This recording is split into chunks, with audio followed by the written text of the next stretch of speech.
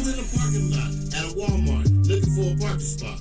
I saw somebody moving from a spot. In order for me to get to that, I had to back into the handicap to give them room to maneuver.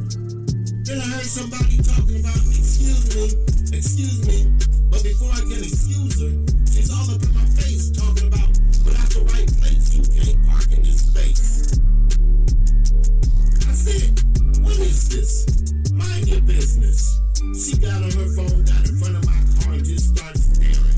So I stuck my head out the window. How art thou now, you Karen? But by this time they done moved out the way. But she's still in the way. So I honked my horn and grabbed my engine. She said, hey, and jumped out the way. So I pulled on into space.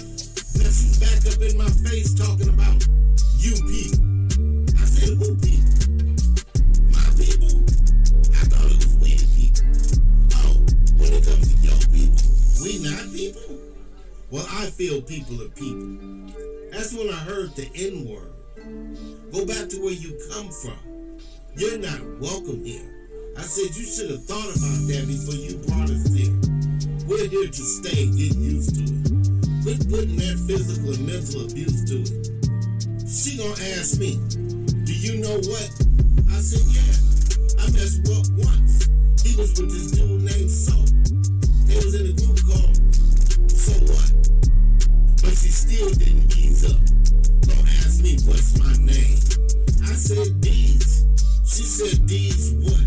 I said D's. She said, well, I never. I looked up and down and I said, I see why. Bye, Karen.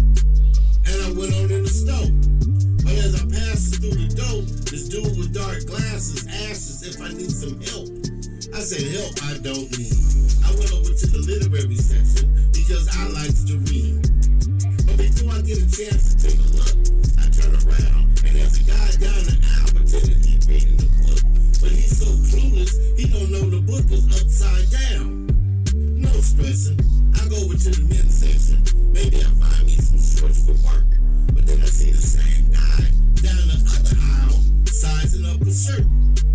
Ain't no more guessing. This is theft protection. I'm about to teach him a good old Carlton the Messenger type of lesson.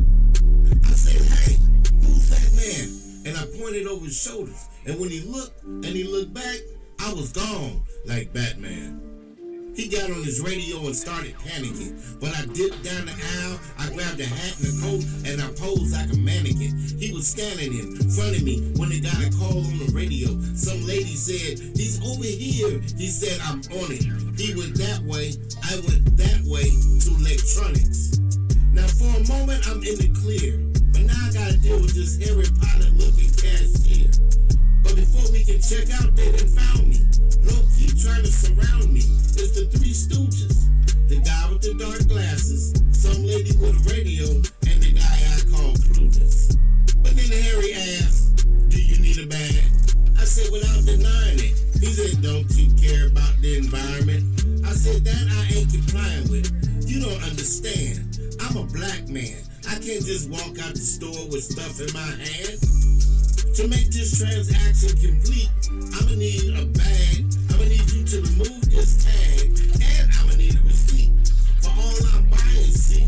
Plus, I still got the Three Stooges over there eyeing me. So when things were complete, I looked at the Three Stooges, I said, no justice, no peace. But when I look out the door, I see that stank-ass Karen with two police. Now they were just too happy. They had their guns pointed at me. They were ready to attack me. They said, is this the man who tried to run you over? I almost got body slammed. I said, wait, let me show you. I got it on dash cam. And they did give me the benefit of the doubt, but they kept their guns on me as I pulled my phone out. Now they're about to go ballistic till they saw the realistic. How Karen had twisted this to fit her privileges, trying to make me a statistic instead of minding her businesses. There was no excusing this verbal abusing and racist nonsense. Calling in big guns for this nonsense. Trying to get me shot for this nonsense. They got Karen laws for this nonsense. They cuffed and stuffed her like they should. The moral of the story is, I wish a Karen would.